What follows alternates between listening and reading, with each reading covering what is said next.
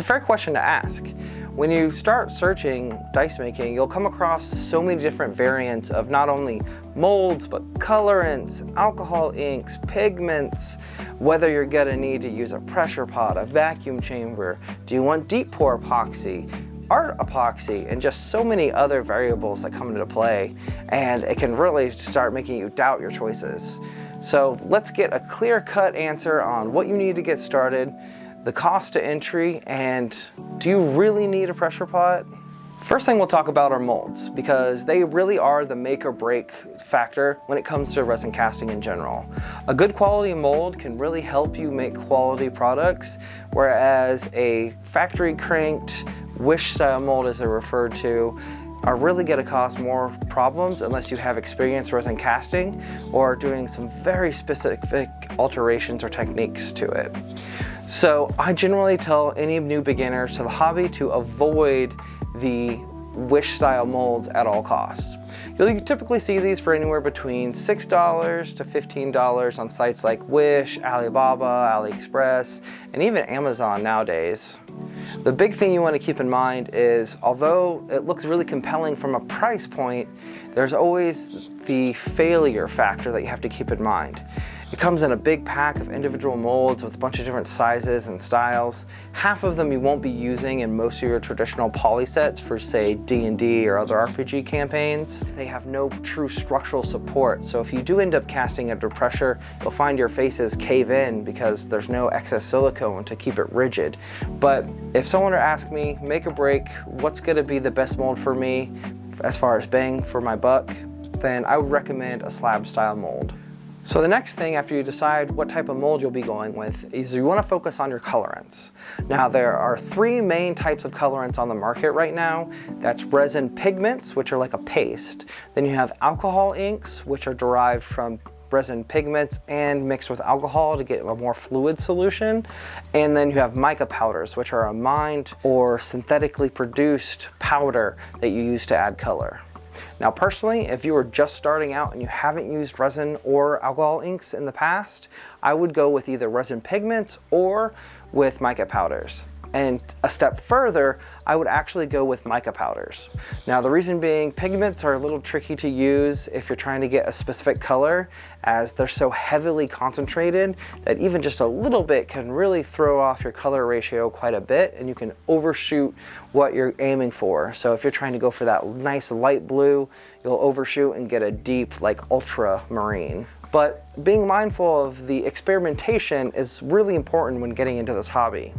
Now the reason I recommend mica powders is you avoid a lot of the pitfalls, especially with alcohol inks and resin pigments, where you're getting true tone color. You're also getting nice sparkle and depth due to the nature of it being not perfectly uniform and a natural mineral in most cases.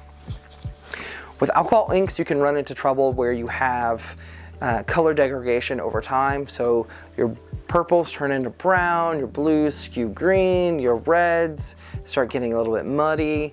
This is especially common on lower end bulk alcohol ink packs. I definitely recommend going with a high quality mica powder brand, and I'll have links below to the mica powders that we use here in office. As for alcohol inks, if you're a little bit more confident and you want that translucent effect that you just can't get with most mica powders, then I'll also have that linked below. We've had great success with Bree Rees colors and Tim Hortons. It's actually Tim Holtz Ranger inks. Good donuts though.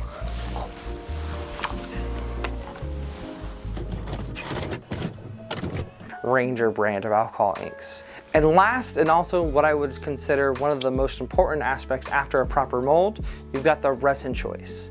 If you're just starting out and you haven't used resins before, you want to make sure you're checking your safety data sheets. Every resin has different requirements on what is considered safe, whether it be a full respirator setup, proper vent hood ventilation. Some resins you have to work outdoors with. So keep that in mind. You particularly want to avoid polyurethane resins, as they typically are more caustic and throw off a ton of chemicals you just don't want to deal with in your home environment. A lot of people work out of their crafting areas or their garages, so keep in mind when you're working with resins and it says you need to wear a respirator, that anyone else who's in that same environment should also be wearing a respirator. So make sure you have proper ventilation, proper safety data sheet information, and PPE to keep yourself and your family safe. Now that said, I would definitely go with one of the traditional art resins. You don't need a deep pour resin. Typically they'll have a longer cure time and you'll just get frustrated waiting for your dice to cure fully for 2, 3, 7 days for some resins. On this channel, you see us use Liquidy Split and other KS brand resins.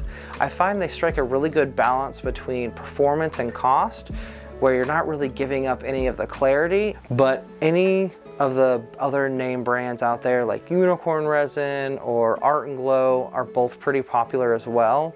I've used quite a few different ones and I'll also have them linked below. But if you do choose to use KS Resin, we do have an affiliate code that can save you 10% off your order. The big thing to keep in mind outside of the safety data sheets when choosing a resin is demold time and cure time. So with the cure time, you're gonna have two things to keep in mind. Working time, how soon you can demold. With working time, that's how long you have before the resin is gonna stop and be like, hey, I'm done, you need to leave me alone so I can cure. Whereas the demold time is how soon you can pull those dice out of the mold or out of the pressure pot where they don't need to be under pressure anymore. And don't forget, the more resin you use, the quicker that work time becomes, as it's an exothermic reaction. The heat builds and builds on itself. So if you're using a resin that has a short work time and you mix a big old batch of it, you want to separate it into smaller cups before you do your dice pour. And this works in reverse. If you're working with a resin that has a longer work time and then you fill your dice sets, that D4 has so little resin in it, it's going to take about 1/3 to twice as long as your D20 because of the volume difference. So your D20 may feel like it's good to go and ready to demold, but by the time you get to the D4, you find it's just a bendy, warpy mess. So whenever you're working with your resins, keep that in mind and always have a cheat sheet or some sort of guide so you know, okay, this resin takes me X amount of time before I can demold and my D4s are ready to go. So as a quick recap, when it comes to resins, you want to check your safety data sheets, check your working time, your demold time, and keep in mind that those numbers are a little bit variable depending on how much resin you're using at one time, not only when you mix it, but when you pour it into your mold. So now we've gone over kind of the basics barrier to entry, and right now, as far as price-wise, you're probably looking somewhere between $150 to $300, depending on how much resin you get, how many different types of colorants you get, and the type of mold you decide to go with. The biggest question you have now is, do I need a pressure pot? And to be perfectly honest, if you're just now getting into the hobby, I would say don't buy a pressure pot. Do a couple sets without a pressure pot to get a really good feel for whether this is something you're going to enjoy before investing anywhere between $100 to $300 on a pressure pot and air compressor. If you do decide to get a pressure pot, I don't recommend getting the Harbor Freight conversion. While it does have its merits, the biggest drawback is it just doesn't last very long. Usually you'll get at most a year of use if you're using it on a weekly basis before your threads and other aluminum parts on that pressure part start to degrade, and either you can't tighten it down enough to maintain pressure, or even worse, you have a catastrophic failure while it's under pressure. I've used Harbor Freight pots in the past and I've shown how to do conversions on this channel, but if you're getting into the hobby long term, spending the extra $100 to get a pressure pot that you know is gonna work long term, like a California Air Tools pot, is 100% worth it. And California Air Tool comes in 2.5 gallon now, so that's even better. If you're worried about having this giant 5-gallon pot, worry no more. I'll have a link below to the 2.5 gallon pot that we sell in shop as well. But I think we've done enough blabbing and it's time to do some casting. So let's do a true comparison of pressure pot versus non-pressure pot and what you can expect to see in your dice if you don't use a pressure pot, as well as mitigation techniques you can use when you're mixing your resin and adding colorants to avoid as many bubbles as possible so your non-pressure pot dice come out as crisp and clean as possible. let's go ahead and hop onto the table. So today we're going to be using a Virotex Light. This is an art resin that I have on hand that doesn't generate a lot of bubbles and should work well for our pressure pot versus non-pressure pot test. This wouldn't be my go-to brand, but this is what I have available, and waste not, want not. Now the first thing you want to do, as you can see here, I've got 2 containers with tap hot water. Now that tap hot water doesn't need to be boiling by any means. It definitely should just be as hot as it comes out of your tap. The heat can degrade the resin over time, so I would not recommend doing this if you have large bottles. You definitely want to separate it out.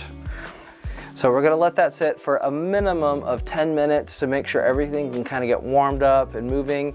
Now what this is doing is 2 things. It's lowering the viscosity, which in turn is allowing those air bubbles to rise and release easier. So whenever we cast, we can pop those air bubbles because the resin will be less viscous. Now, the drawback to doing the warm bath technique to help get your air bubbles out is it's going to reduce your work time. Because remember, we're working in an exothermic process. So the more heat you introduce, the quicker this resin is going to cure. So be mindful of that. I typically recommend, if you're heating up your resin, to knock at least 15 minutes right off the top of your resin's work time. If it's 45 minutes, expect 30. If it's 15 minutes, well, work fast. Now we can see that it's extremely liquidy, which is what we're going for. We're going to completely wipe off the bottles. If you're using cups, you want to make sure you do the same.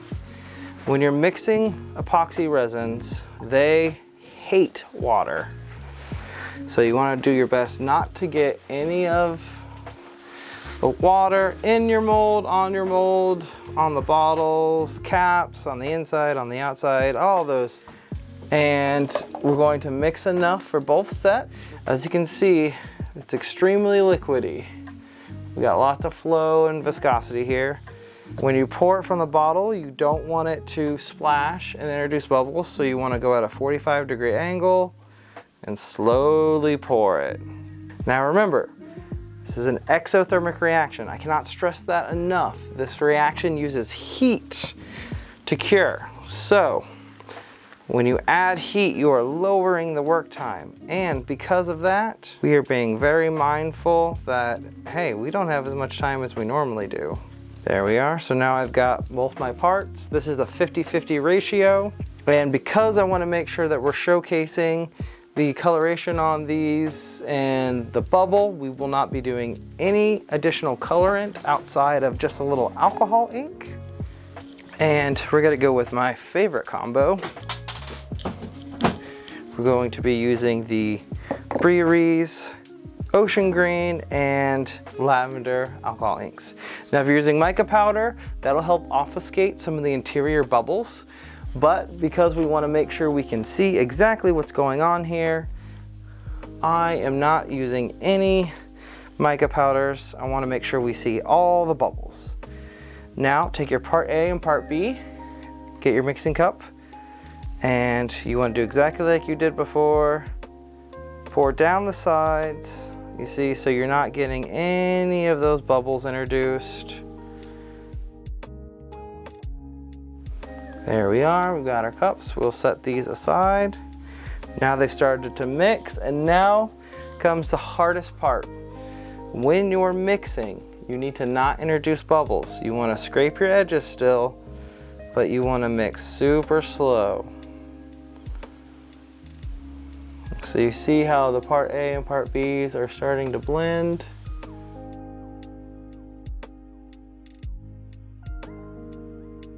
We're not introducing any air.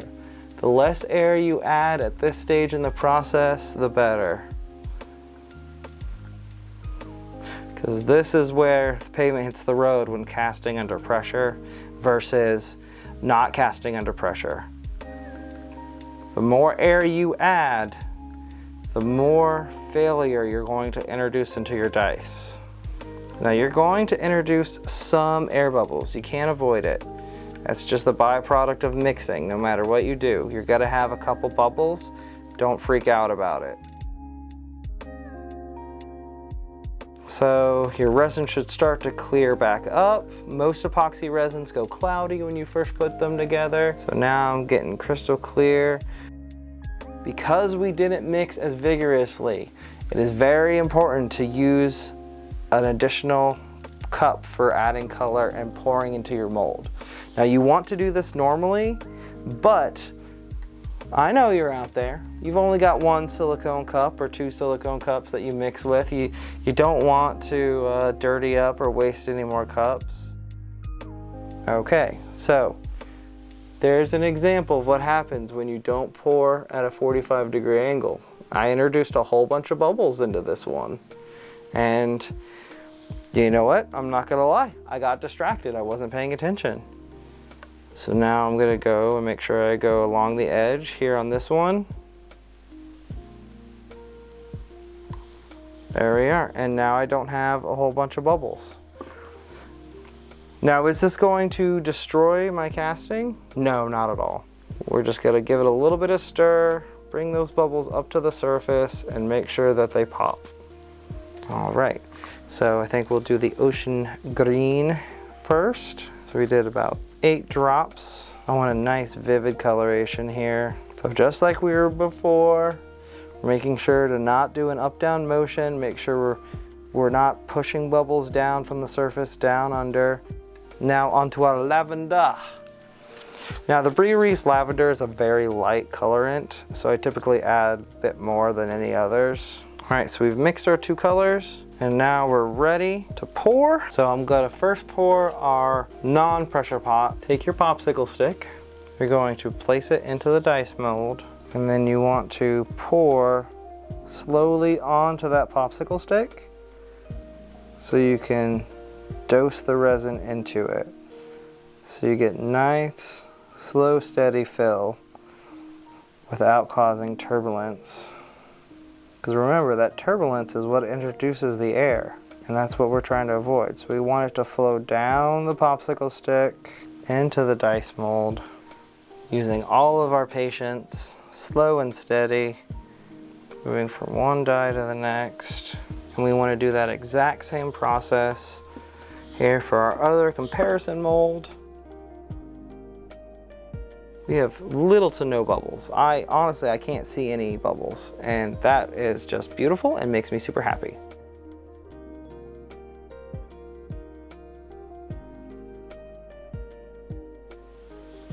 There we go.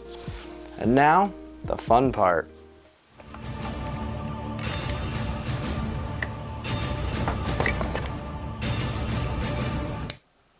You can either use a heat gun or a hair dryer if you have it handy, but a traditional lighter is gonna be one of the best tools in your arsenal. So you can see right here on this D12, I've got a little air bubble that clinged. Gotta pop it, boop, boom, right there. Use that surface tension to your advantage, because we're breaking that surface tension that's on the dice. What we're gonna do for our non-pressure pot example, we're going to assist it with a toothpick. So for instance, in the D4 here, I can see I've got a little air bubble trapped on the number 4. I'm just gonna get in here, give it a quick little poke, and get those bubbles to rise up. I'm gonna go ahead and put this in the pot. This guy's gonna chill here. So as always, when we're putting our caps on, we want to line up our keys, flip 180, make sure our keys are in fact correct, just as a sanity check. Start with the middle, press, and walk with your fingers like you're putting them on a keyboard out. So you get that nice squeeze, a little bit of shimmy, shimmy, shimmy, shake, shake, shake. It is down and good to go. And now this can go in the pressure pot, whereas we're gonna wait and let some more of the air rise on here before we cap. We wanna give this as close to the pot life as possible before we put the cap on. Now we're gonna apply our lid, making sure we don't over smush. Line up our keys. We still need to smush it down in order to not have raised faces, but we're gonna go ahead and just give it a good even smoosh. And we're going to put some weight on top of it this handy dandy container of water, I recommend using weights or some other method. All right, it's been 24 hours since we've cast. I've went ahead and pulled out of the pressure pot the cast under pressure mold, and now we'll go ahead and take the weight off of our non-pressure pot mold. So we'll go ahead and pull the pressure pot one first.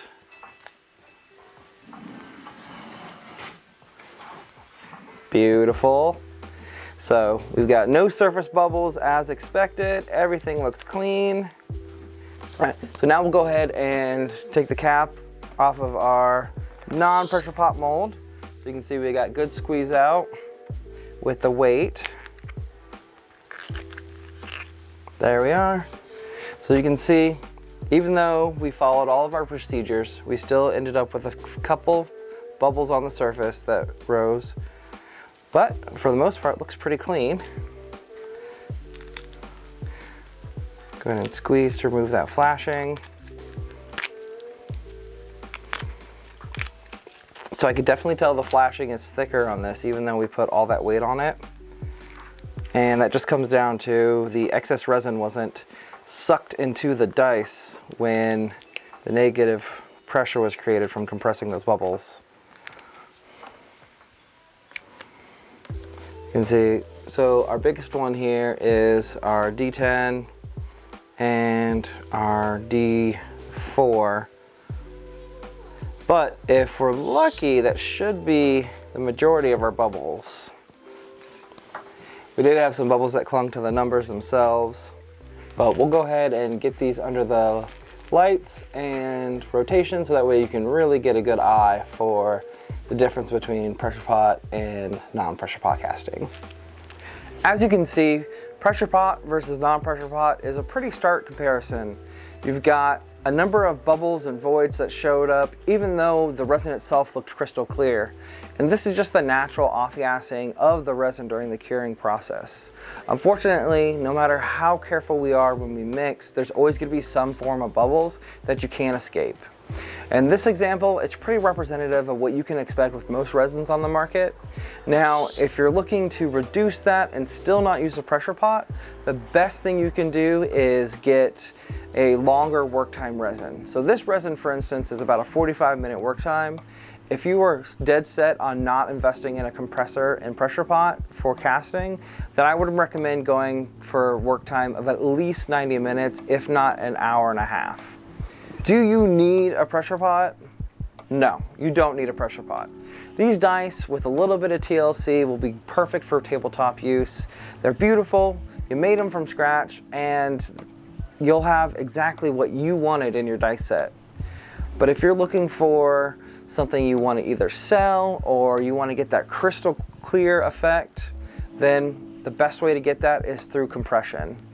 Now, some people may also say an alternative could be a vacuum chamber, which is a lot less upfront cost of usually only somewhere between $60 to $100. But the downside is, even when you vacuum resin, as soon as you disturb it in any way, you've introduced more bubbles. So you're still going to end up with some of those surface bubbles and pitting on the numbers that you'll have to work around by either repairing or just inking and filling in as you go. In conclusion, a pressure pot is going to give you the highest quality dice that you can make. So if you're targeting making dice for friends or family or selling them, you've got a couple different considerations on what the level of finish and quality you're going for. I can't wait to see what you make out there. Remember, this is all about experimentation and art and just making beautiful dice sets. I'm Alec with Druid Dice. Happy casting.